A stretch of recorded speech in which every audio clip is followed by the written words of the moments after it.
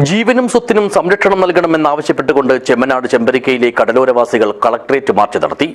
പൗരസമിതി നേതൃത്വത്തിൽ നടത്തിയ സമരം CH കുഞ്ഞമ്പു MLA ഉദ്ഘാടനം ചെയ്തു. This news sponsored by Bobby Chemannur International Jewelers. വീടും സ്ഥലവും പോയവർക്ക് പുനരധിവാസം നൽകുക. പള്ളിയും വീടും സംരക്ഷിക്കാൻ സുരക്ഷാ ഭിത്തി ഉറപ്പാക്കൂ. കണ്ണു തുറക്കൂ അധികാരികളെ. കടലാക്രമത്തെ ചെറുക്കാൻ കരിങ്കൽ ഭിത്തി നിർമ്മിച്ച് തങ്ങളുടെ ജീവനും സ്വത്തിനും സംരക്ഷണം ഉറപ്പാക്കണമെന്നാവശ്യപ്പെട്ടുകൊണ്ടാണ് പൗരസമിതി നേതൃത്വത്തിൽ ചെമ്പരിക്കയിലെ കടലോരവാസികൾ ഒന്നടങ്കം കളക്ടറേറ്റ് മാർച്ച് നടത്തിയത്.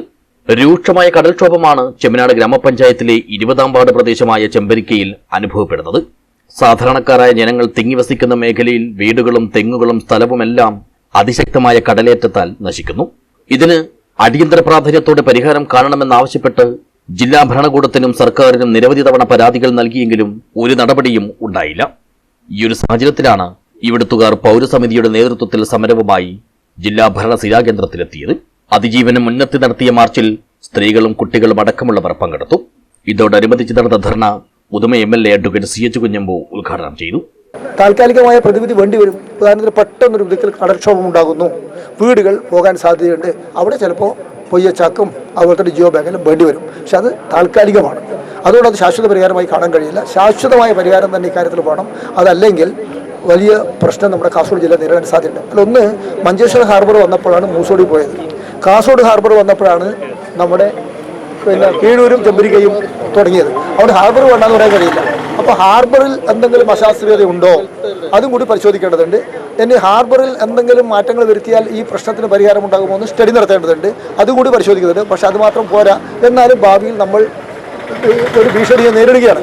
ആ ഭീഷണി എന്തായാലും പരിഹരിച്ചേ പറ്റൂ. ആ പരിഹരിക്കുന്നതിന് ആവശ്യമായ നടപടി ഞങ്ങൾ എന്തായാലും സ്വീകരിക്കും. അതോടൊപ്പം തന്നെ ഔദ്യോഗിക തലത്തിൽ നടക്കേണ്ടുന്ന കുറേ കാര്യങ്ങളുണ്ട്. ഞങ്ങളിത് നിയമസഭയിൽ ഉന്നയിക്കും. അതുപോലെ തന്നെ ഈ വിഷയത്തിൽ എല്ലാ തലത്തിലും ഇടപെടും.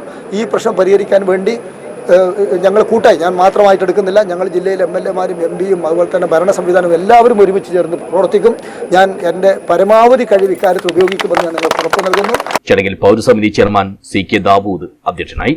ജില്ലാ panchayat vice president Shanavas Panoor, standing committee chairperson Geethakrishnan, Chemnad ഗ്രാമപഞ്ചായത്ത് പ്രസിഡന്റ് സുഫൈജ അബൂബക്കർ, പഞ്ചായത്ത് മുൻ പ്രസിഡന്റ് അബ്ദുൽ ഖാദർ കല്ലട്ര, കാസർഗോഡ് ബ്ലോക്ക് പഞ്ചായത്ത് അംഗങ്ങളായ ബദ്രുൽ മുനീർ, കലാഭവൻ രാജു, ഗ്രാമപഞ്ചായത്ത് അംഗങ്ങളായ അഹമ്മദ് കല്ലട്ര, ആയിഷ അബൂബക്കർ, മറിയ മാഹിൻ, അമീർ പാലോത്ത്, വിവിധ രാഷ്ട്രീയ പാർട്ടി നേതാക്കളായ ചന്ദ്രൻ കൊക്കാൽ, തമ്പാൻ ബാലകൃഷ്ണൻ മാസ്റ്റർ, അസീസ് കടപ്പുറം, ഖാദർ ചട്ടഞ്ചാൽ, അബ്ദുൽ ഖാദർ കളനാട് എന്നിവർ സംസാരിച്ചു. പൗരസമിതി കൺവീനർ താജുദ്ദീൻ ചെമ്പരിക്ക സ്വാഗതവും ട്രഷറർ CA ഹംസ നന്ദിയും പറഞ്ഞു. CM Sharif, CH Muhammad, TMA Rahman തുരുത്തി, കരുണൻ, അബ്ദുൽ മജീദ് ചെമ്പരിക്ക, CM അബ്ദുള്ള, PM റിയാസ് തുടങ്ങിയവർ സമരത്തിന് നേതൃത്വം നൽകി. News bureau, Kasaragod.